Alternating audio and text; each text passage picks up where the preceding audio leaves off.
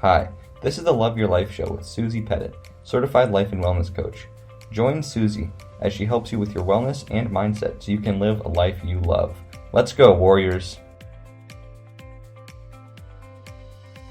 Warriors, hello and welcome to the Love Your Life Show. It is me, Susie Pettit, your certified life and parent coach. Thank you so much for tuning in. I love creating these episodes for you, full of actual tips and tactics so that you can live a life you love. And I just get so happy thinking of you listening into the show. If you want to let me know if a particular episode, you enjoyed a particular episode, like many of you did let me know that you enjoyed this last episode on brain health, brain fog, all the, ADHD, all of that. That was great. Do it. I answer my own DMs on Instagram. I answer my own direct messages on Facebook. You can email me. There are lots of ways to reach out to me, even though, no matter where you're listening in the world, I'm accessible. That's what I love about technology. So reach out and let me know. And in the meantime, I just want to know how you're doing. That's a lot of what this episode is about. Checking in with your feeling state. So checking in right here, right now. Like, how are you feeling? Okay. If you are listening to this live time, I will actually be in Bali with my husband, Paul. So right now, thinking of that in the future, I'm feeling really excited. Really excited. I've never been to Bali before. Okay. Apparently going to Bali from Australia is like, for me as an American, it's sort of, I lived on the East Coast. It's sort of like me going to Florida. It seems very common, even though it takes about 6.5 hours to fly there, because remember, Australia, it's a continent, but it's an island. It is one of the closer places to visit from Australia. And Paul, my husband, says that when he was in his 20s, he probably went every year. Like, he's probably been there more than 15 times.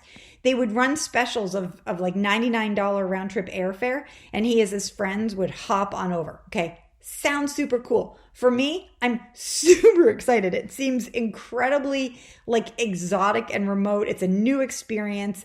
I get really excited about new experiences. I'm super excited about this trip too. One, because as a life coach, I love helping people live their best lives. And so I just get so fascinated looking and learning about those lives, like learning how other people live their lives, the choices they make, what's normal for them, what's not. And I can't wait to see what I learn from the people in Bali. Second, I notice I'm super duper excited to not be responsible for much of anything at all on this trip. Oh my gosh. This is a new thing with me since blasting my codependency, aka my need to control everything. And it's new since I no longer have dependent children. I can go on a trip with a capable man and not need to do much more than pack a bag. I have done the work that we speak of on this podcast with clear, concise communication so that I've built a relationship with my husband so he knows what I want. And if he doesn't, or if there's, miscommunication or if there's sort of confusion, I am not afraid anymore to speak up and express myself. Okay. I used to be afraid in my old relationship. So I can't wait. And yet I want to say, remember that if this is not you right now, no shame. I used to be in that relationship where the idea of traveling with my first husband would fill me with dread, okay, and a feeling of deep responsibility for other people's feelings and experiences. That's before I healed my codependency, before I've done a lot of this work. So if that's you, and there's a part of you that feels exhausted thinking of traveling with your, the way your current life is, or any part of your current, you don't even want to go out to dinner. The Love Your Life Show is for you. I get it. I've been there. I come on here every week to be an example of what's possible. Okay, where I am now is 100% testament to the daily practices I do and the many, many, many coaching sessions I have had and continue to have. Okay, we all have human brains, myself included. Just because I'm a life coach doesn't mean I popped out this way. If it's possible for me, it's possible for you too, sweet one. So I want to make sure that I am sharing with you my real life lived experiences and also, the good and the, because there is good and bad. There's light and dark to everything. Which leads me to the topic of the show. I wanted to talk about this upcoming vacation because I know with that human brain that I have, I know enough about brain health and the human brain to know what will happen. right? And I wanted to speak of some of this and make sure that you all knew, I don't know if you know or not, but we have an internal happiness set point. Sort of like we have a thermostat in our house. It's like a little gauge inside of each of us that is set on a happiness level that external factors don't touch. Okay? They can influence us to feel better or worse in the moment, but eventually we settle back to the set point. Have you ever experienced this? Like something you've been looking forward to, like getting a new car or a job, promotion, or like you go on a vacation to Bali and your mood spikes. Your level of life satisfaction seems higher. Days feel brighter and lighter. And then after a brief period, you go back to your original thermostat setting, your happiness set point. Okay. The great news is that we can influence that set point. So while I say that external things don't change it, like the trip to Bali or the new car or the new promotion, we absolutely have control over that set point. Sure, there's a limit. Okay, in the same way we can't turn our house thermostat down to like a negative 100 degrees Fahrenheit or our heat up to 110 degrees Fahrenheit. But we can influence it in a very, very wide range, actually much wider than most of us humans do. And that's what I like to bring to you. So in terms of this happiness set point, I like to get into the details that research shows that our happiness set point is 50% genetic, only 50%. Okay, 10% external circumstances like that vacation, or maybe having a sick kid, or getting the job promotion, or COVID. And then 40% are our habitual thoughts and behavior. As a cognitive behavioral coach, this is great news. What this means is we can influence 40% of how we feel with our daily habits, behaviors, and thoughts. We can make that happiness set point go up that's huge. If we're normally set at, I can't even do the math. I'm not going to go there. What I want to bring attention to today is where your resting place currently is. Okay, I want to look at 3 pieces. What's your current thermostat setting? Okay, what you want it to be. And thirdly, a gentle but sort of swift kick in the pants to go start making that happen. Okay, so first, where is your thermostat set now? We can find that out by questioning kindly where our brain tends to rest or settle. We can figure this out by checking in with our feeling state, becoming a kind detective of our brain to figure out when at rest, where does our brain return to? Which emotions does our brain continually sort of look to? Resentment, worry, joy, anxiety, gratitude, shame. Okay, I do this, like I sort of get quiet and I'm like, where's my brain going? Like everything will be fine. And then my brain will be like, ooh, but maybe you should worry about your son, fill in the blank. Okay, that's telling me my brain has a little set point towards worry. Okay, I want you to figure out what yours is. And I will let you know, okay, that unless your name is like Eckhart Tolle or Pema Chodron or like your natural resting place is not going to be peace and calm. And that's okay. I'm not saying it isn't possible. Okay, I run a program where I train you to reset your happiness set point. And I teach the daily practices necessary to raise that set point. So it's absolutely raised. I'm just saying that unless you've been in my program and you have a daily practice and you're aware of this, it is completely normal to reflect and realize your top feelings are feelings like worry, resentment, anxiety, fatigue, or overwhelm. Okay? There is no shame in this. It is just very helpful. We have a human brain. If left unmonitored and unattended, our brain is wired to go to the negative. It wants to keep us alive, and so it's wired to view everything as a threat. Like all of these feelings that could be sort of put in the bucket of fear, like anxiety, worry, like all of that. It's as if we were still cave women in the tundra. Okay? That person in front of us taking too long at the supermarket, drama. The driver cutting us off, drama. Our child comes home from school and says she's sad because her best friend went home with someone else on the bus. Drama. Our sister not returning our phone call in the time we think would be normal. Drama. Our brain thrives on fear. Okay, and it will supply with us the feeling of fear, worry, and anxiety as often as we allow it to. That's its running program. That's the unconscious part. Left unmonitored, our brain runs negative. Before you start sobbing on the floor, though, I just want you to hear that part that is super powerful, that is without our involvement. Okay, we will react with worry or fear if we don't pay attention. If we let our lower brain run the show, our emotional home will be a place of fear, worry, stress, and anxiety. Okay, when we routinely approach things happening in our life with that mindset, we make that habit loop stronger. We reward our lower brain, our child brain. Okay, we're like, yeah, my child's friend drama is my drama.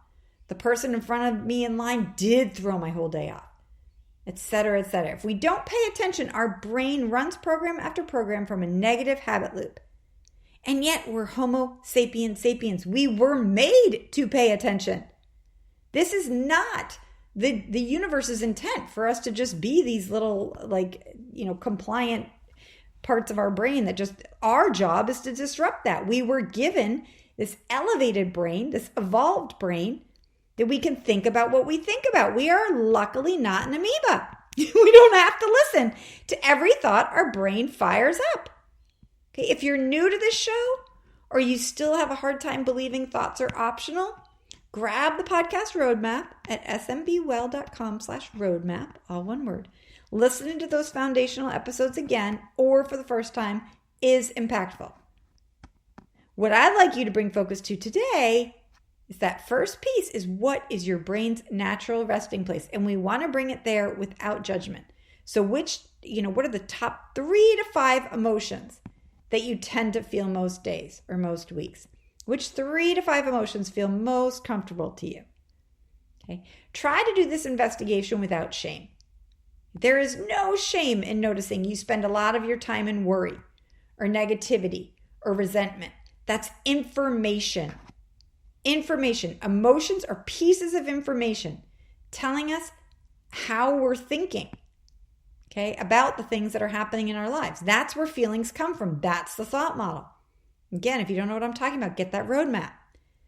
Okay? Things happen in our lives. We think thoughts. Our thoughts fire we feel emotions. It's energy and motion in our body. Okay? So in order to feel better, we need to know where we're starting from. What do we want to feel better than? Better than what? All right? In order to get anywhere, we have to know where we're starting from. If you want to fly to Bali and you call United Airlines, they're going to ask you where you're starting from. If you're like, I don't know, they're going to be like, well, figure it out and call back. Okay, so I am masterful at helping people feel better in the lives they're living. In fact, my signature program is Finding Joy in Everyday Life. And yet we need to know where you're starting from. If you want to feel happier, where are you starting from? This isn't a step to skip over. Okay, maybe you don't know what you want to feel more of, but you know you want to feel differently than how you're currently feeling. That's all good too. Doesn't matter. Drop the judgment of what you're feeling and instead answer that question. Which 3 to 5 emotions do you feel most days? Okay, if you want a warrior prize in how to do this, and that's warrior like WARRIOR, set a timer on your phone to go off once a day asking yourself, what am I feeling now? And when it goes off, write that one word down. Begin to take your mental and emotional health as seriously as you do your other healths. Okay, you're probably somewhat aware of your other health and wellness metrics. Okay, like your financial health, you probably look at the numbers in your bank account. Okay, I want you to take your mental health. Let's look at the thoughts in your head. Okay, or maybe your wellness, we look at how much protein we're eating in a day, how much exercise you're getting in a week, how much sleep you generally get. We're sort of aware of it. Okay, I want you to be aware of how often do I generally feel worry? How often do I generally go to resentment or anxiety or overwhelm? How common is this? Okay. You may even write some of your other health metrics down, like your daily steps. Okay. Let's pay some attention to the software that runs this whole big machine, our human brain. And so the warrior move here is to set an alarm, go off once a day, multiple times a day, and ask yourself, what are you feeling?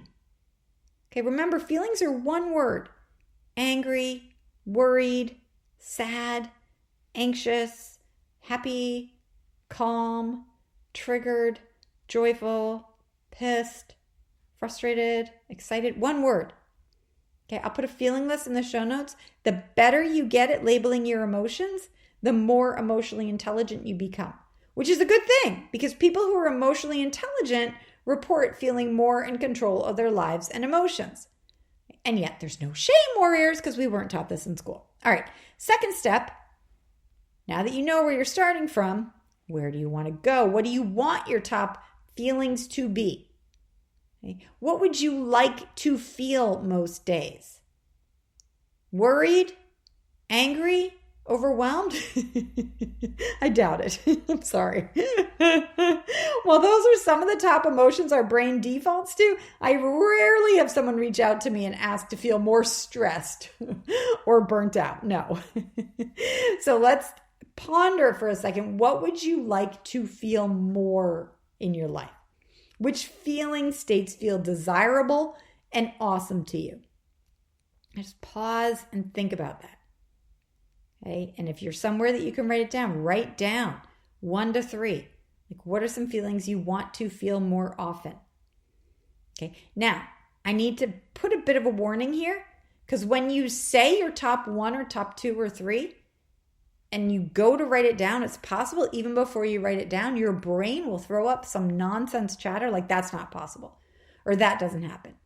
Say you want to feel calm and your brain's like, that can't happen. You're a mom of 14, or you want to feel more joyful. And it's like, yeah, but did you look at who you're married to? Okay, that's nonsense chatter. And that, warriors, we want to push pause on. Beep. The brain is doing that because of everything I just said.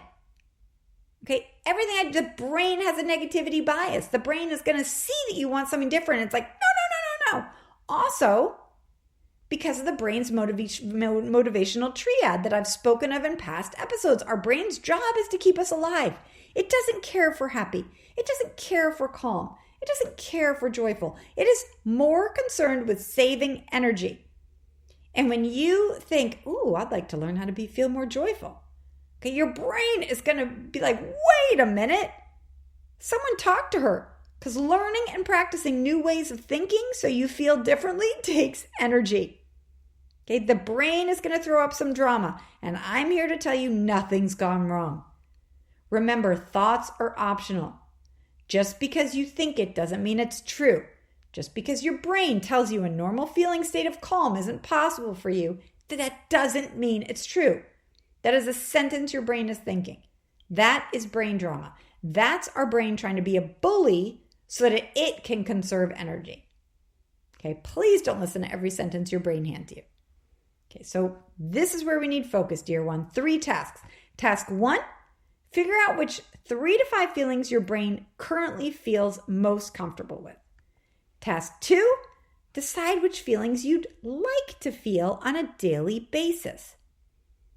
Okay, and now task 3, do something. Do something with that information. If I'm your coach, bring this information to our individual or a group call. Okay, if you work with a therapist, bring it to your next session. There are many ways to take action. Do what works for you. Just do something. Listening to a podcast like this is awesome, amazing. I totally encourage it. And taking action is where the real life change occurs. Okay? For example, you can listen to a podcast on strong abs, but your abs aren't going to get stronger unless you take action. You can listen to a podcast on, ending emotional eating or eating healthier, but you aren't going to end emotional eating or eating healthier if you don't take the action. I've tried it many times. Okay? You just listen to a podcast on how our brain works and our responsibility to monitor and direct it so that we can feel happier in our everyday life. It will not happen without deliberate action. Okay. If you want accountability on that path, sign up for my program. It's open now. It's still half price. Don't tell my business coach. She hasn't caught on yet. It's at smbwell.com/FJEL. Actually, I think the easier link, hello, is smbwell.com/happy. Okay. But it takes deliberate, consistent action with kindness. There is no room here for you to be mean to yourself or to beat yourself up. This is how your brain works. Remove the negativity or shame. If you realize and you're like having that, like, oh my God, I run negative. Oh wow, I really rest in the worrier things. Of course you do. Of course you do. You have a human brain. Okay? Shaming yourself for having this negativity bias is like shaming yourself for waking up with stinky breath. Of course you do. You have a human mouth. Your brain runs negative without daily observance and practice. Every day we get to get up and give a little brain cleaning. Your breath will stink without daily brushing and flossing. You have a human mouth. Nothing has gone wrong. This is how we're made. Drop the drama. Let's take action. 1, which feelings are you feeling? 2, which feelings do you want to be feeling? Okay. And 3, let's take some action. I threw a lot of links of past episodes in the show notes at smbwell.com/249 to support you. Okay. I want you to put your warrior hat on and let's take some action. Okay. There is no judgment on the action you take. You are a winner no matter how small the action is that you take. I love you no matter what you're doing. Any step forward is a step forward. And if you hear this podcast and you're all motivated and then you realize, oh my God, and you like get stagnant or paralyzed, that's also okay. Reach out and let me know what's happening in your head. I believe in you. I'm here to support you. You matter deeply to me. Let's go, warriors.